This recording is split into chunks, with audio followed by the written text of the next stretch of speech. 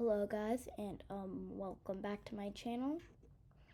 So it's been a while, and in this video we're gonna be talking about animations. But you're probably saying we already did animations like a while back.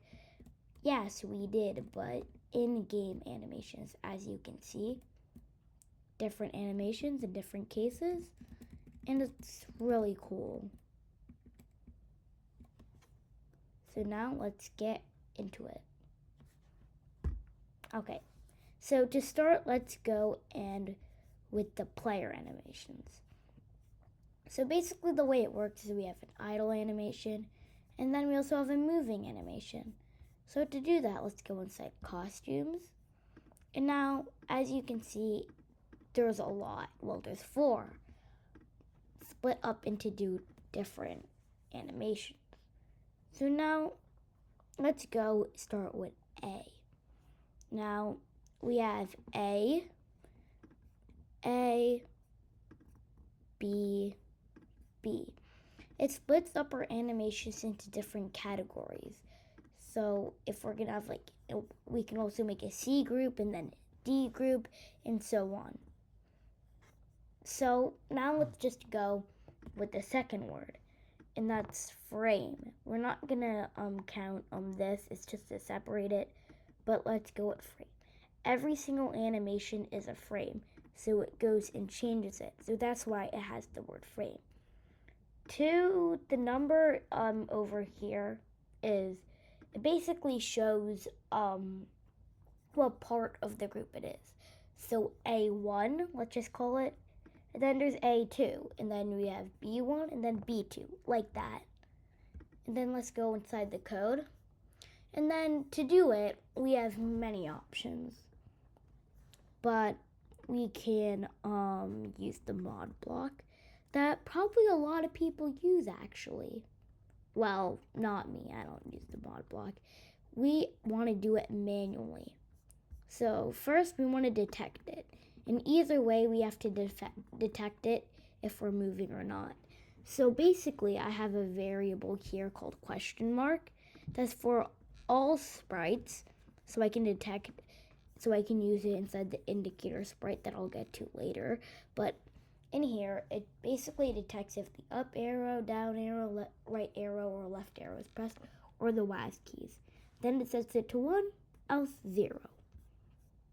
So then here, if we go to, if it's not, that means that it's idle animation.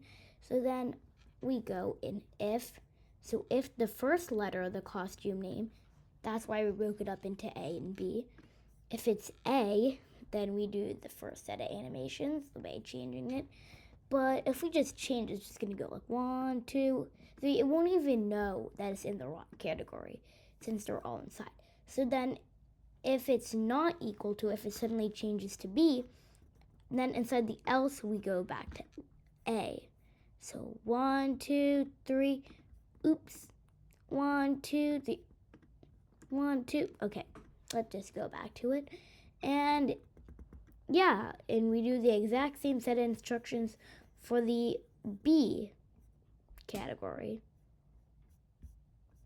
Now let's go to the second part of animations, and that's the indicator.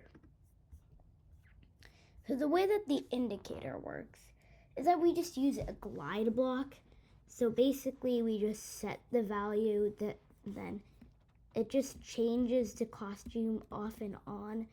I also made a really nice glow effect on it, so it looks really nice. And yeah, that's basically all there is to it. So satisfying.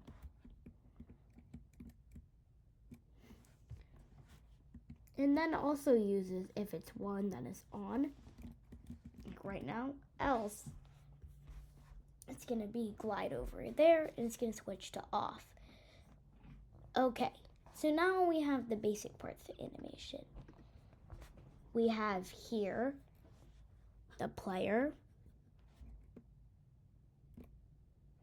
and now we also have this yellow, not moving, moving, not moving, moving, not moving.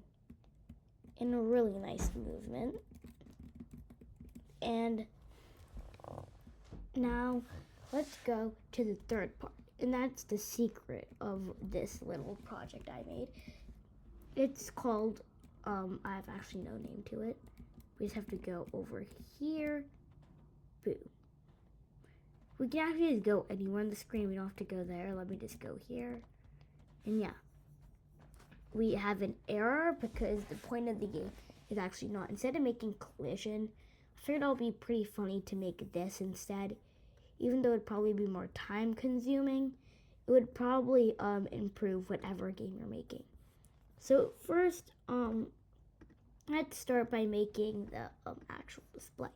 So I also have this, and I also, at the final part, I have whatever text I want to have. I have the word error 101. And then I have all of this. I just made it into frames, just put random stuff. And basically, we have text speed, and when I receive error, it creates a clone. And I'll talk more about the clone later, but first let's just go and show it. Then let's go to front layer, and it goes backward a layer because the clone needs to be on the top of the actual background. And let's also just go and do the exact same thing that we did in the player. And I also just broke up the other indicator, then it just switches it back to screen.